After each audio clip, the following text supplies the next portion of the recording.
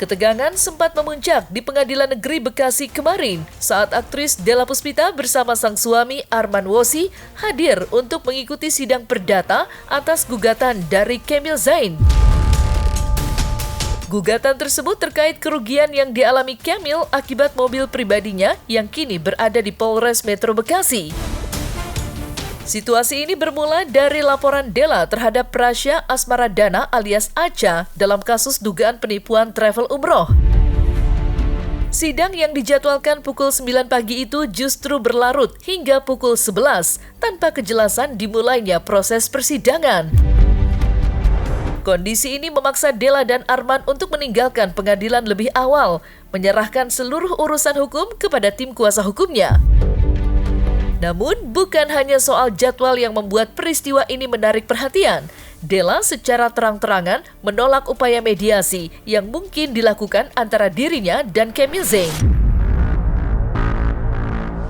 Hari ini aku, suami, dan tim lawyer datang ke sini itu untuk menghormati panggilan dari Pengadilan Negeri Bekasi.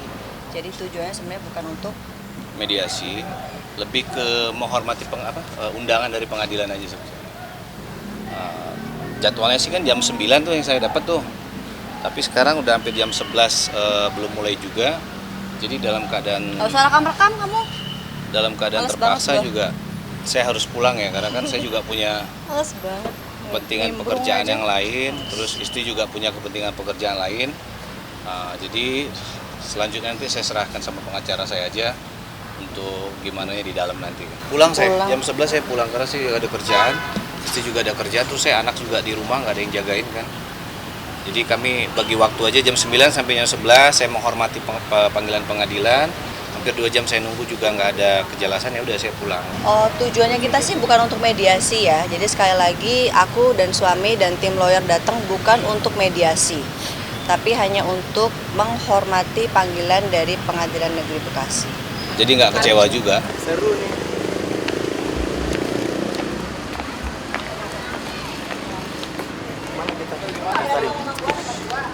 Kenapa? Nggak jadi. Kenapa? Pulang.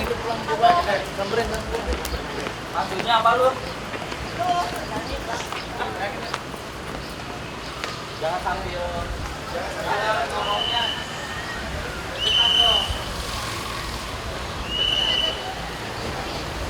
Kalau perdamaian kan berarti kan kami ada ketakutan atau ada kesalahan kan. Jadi biarkan pengadilan memutuskan siapa yang salah, siapa yang benar gitu. Della sendiri kan tadi kan sudah disampaikan. Jadi kita udah sejak pagi di sini. Bahkan jam 8 kita udah di sini. Kita juga tadi sempat foto-foto di belakang, tadi kita udah hadir pagi-pagi. Sampai jam 11 si Kamilnya baru nongol. Sementara dia meninggalkan 2 anaknya kan, yang pertama. Kedua ada urusan juga di Polres itu. Yang ketiga takutnya ada penyakit menular lah kayak gitu. Sidang akan lanjut masuk ke dalam agenda selanjutnya pembacaan gugatan. Nah, apakah gugatan itu akan dirubah? Gugatan itu boleh dirubah tapi tidak boleh merugikan kami. Tidak boleh merugikan tergugat, tidak boleh mengubah substansi perkara. Nanti mentang-mentang kami udah ngomong di sini kurang leasingnya ditambahin pihak leasingnya, itu nggak boleh. Selanjutnya nanti kami akan lanjut ke jawaban. Jawaban ini nanti kami akan komentar lebih lanjut, nggak bisa kami sampaikan sekarang karena masuk dalam materi pokok perkara. Setelah ini nanti kami beberkan semua. Sidangnya nanti akan dikabari melalui e-court, kita juga belum tahu kapan. Setiap hari kita cek e-courtnya. Untuk mediasinya intinya kita gagal ya.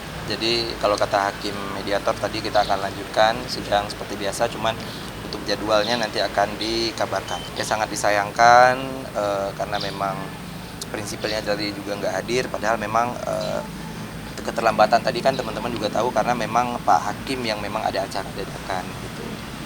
Itu sangat disayangkan sih nggak ketemu. Harusnya tadi kita berharap walaupun ada jadwal berikutnya itu dipertemukan dulu nih baru. Jadi bukan mediasi dengan kuasa hukum.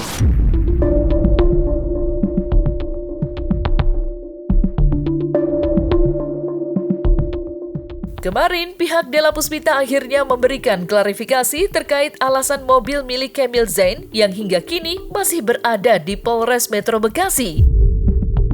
Menurut keterangan resmi, pihak Della menegaskan bahwa Kamil belum memberikan bukti resmi yang memadai, seperti buku pemilik kendaraan bermotor atau BPKB atau dokumen sah lainnya yang membuktikan kepemilikan mobil tersebut. Kondisi ini membuat pihak Della memilih untuk menyerahkan kendaraan itu sepenuhnya ke pihak kepolisian agar tidak terjadi kesalahpahaman atau tindak melawan hukum. Lebih lanjut, pihak Della menegaskan bahwa mobil tersebut diduga merupakan bagian dari skema tipu daya yang dirancang oleh Acha Prayogi, tersangka dalam kasus penipuan travel umroh yang kini sedang dalam proses hukum. Acha Prayogi disebut-sebut telah menipu Della dan Arman dengan jumlah kerugian yang tidak sedikit, termasuk melibatkan aset-aset yang diragukan legalitasnya. Ya kenapa dia nggak mau lapor polisi awalnya? Jadi gini, waktu itu memang mobil itu masih ada sama kita, karena saya menunggu dia membawa BPKB. BPKB itu kan artinya bukti pemilikan kendaraan bermotor. Atau dia lapor polisi, karena setahu saya secara aturan, ketika orang membuat laporan polisi itu kan harus menunjukkan BPKB. Andai pun dia tidak mampu menunjukkan BPKB, dia membuktikan surat dari leasing. Nah, pada saat dia minta mobil ke saya, dia nggak bisa lapor polisi dan dia juga tidak bisa menunjukkan BPKB. Nah, waktu dia somasi di TV, saya tunggu dia ngomong apa. Pas ketika ternyata dia nyerang saya, ya udah besoknya mobil saya serahin ke polisi. Saya bilang, ini bagian dari tipu dayanya dia ke saya. Kenapa? Karena dia meyakinkan saya, ini mobil sepupu saya nih.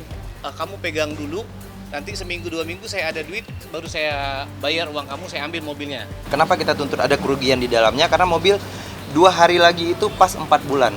Mobil tidak di tangan saya dan mereka tidak merasa, harusnya kalau mereka memang mau dari awal menyelesaikan secara baik-baik, sebelum mediasi saya udah menghubungi untuk bisa kita ketemu, duduk bareng untuk mengetahui mobil itu di mana, tapi tidak diindahkan.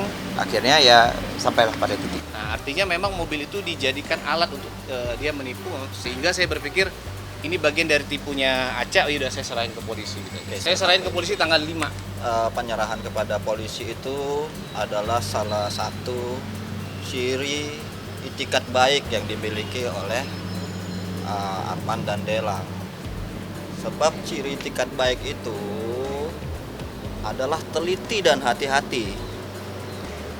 Dia meneliti mobil ini milik siapa. Yang bisa mengakses itu, yang bisa melihat itu milik siapa adalah aparat penegak hukum. Makanya diserahkan di situ. Jadi telah memenuhi syarat teliti dan hati-hati mereka ini, makanya dia beritikat baik sebetulnya. Dan patut dilindungi oleh hukum, itu akibat hukumnya.